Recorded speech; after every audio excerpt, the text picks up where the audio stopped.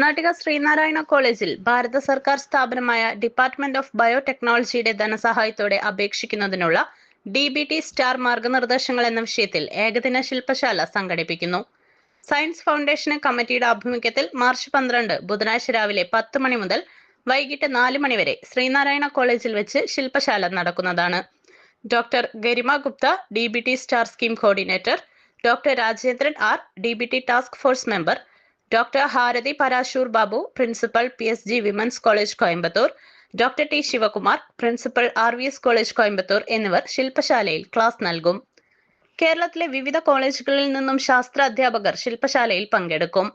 ഉന്നത വിദ്യാഭ്യാസ സ്ഥാപനങ്ങളിലെ ബിരുദശാസ്ത്ര വിഷയങ്ങളുടെ അക്കാദമികവും ഭൗതികവുമായ അടിസ്ഥാന സൗകര്യങ്ങൾ മെച്ചപ്പെടുത്തുക എന്ന ലക്ഷ്യത്തോടെയാണ് കോളേജുകളിൽ കേന്ദ്ര സർക്കാർ സ്ഥാപനമായ DBT ധനസഹായം നൽകുന്നത്. റൂറൽ ഏരിയ കോളേജുകളുടെ ഈ വർഷത്തെ DBT സ്റ്റാർ സ്കീം അപേക്ഷിക്കുന്നതിനുള്ള അവസാന തീയതി മാർച്ച് 31. സ്കീമിൽ ഉൾപ്പെടുന്ന കോളേജുകൾക്ക് ശാസ്ത്ര വിദ്യാഭ്യാസത്തിന്റെ ഉന്നമനത്തിനായി 1 കോടിയുടെ മുകളിൽ ഫണ്ട് ലഭിക്കുന്നു. റൂറൽ ഏരിയ കോളേജുകളെ DBT ധനസഹായത്തിന് അർഹരാക്കുന്നതിന് വേണ്ടിയാണ് ഈ ശില്പശാല സംഘടിപ്പിക്കുന്നത്. നാട്ടിക ശ്രീനാരായണ കോളേജിന് 2022 മുതൽ DBT ഫണ്ടിംഗ് ലഭിക്കുന്നുണ്ട്. College principal PS Jaya, doctor Sini S Praveen, V Prasad, Vaishakh K എന്നിവർ തൃപ്രയാറിൽ നടന്ന വാർത്താ സമ്മേളനത്തിൽ പങ്കെടുത്തു.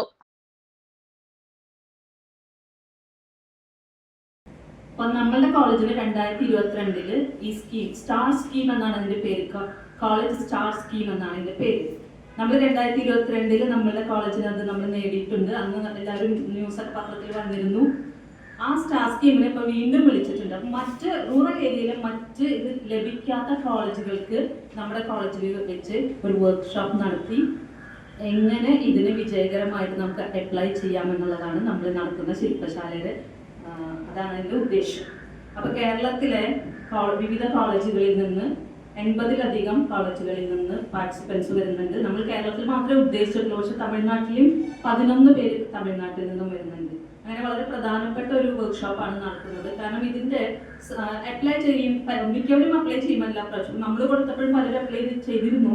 പക്ഷെ സക്സസ്ഫുൾ ആവാത്തതുകൊണ്ട് അവർക്കൊന്നും ഫണ്ടിങ് ലഭിച്ചില്ല.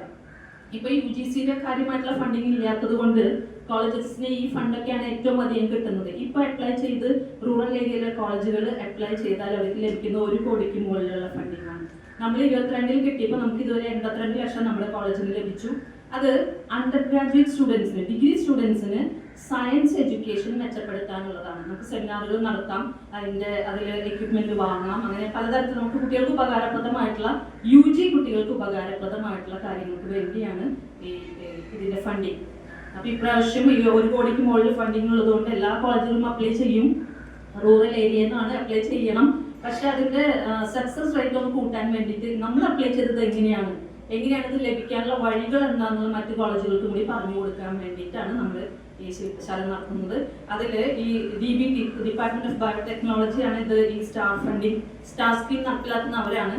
അതിന്റെ സ്റ്റാർ ഫണ്ടിങ്ങിന്റെ കോർഡിനേറ്റർ ആയിട്ടുള്ള ഡോക്ടർ ഗരിമ ഗുപ്ത വരുന്നുണ്ട്.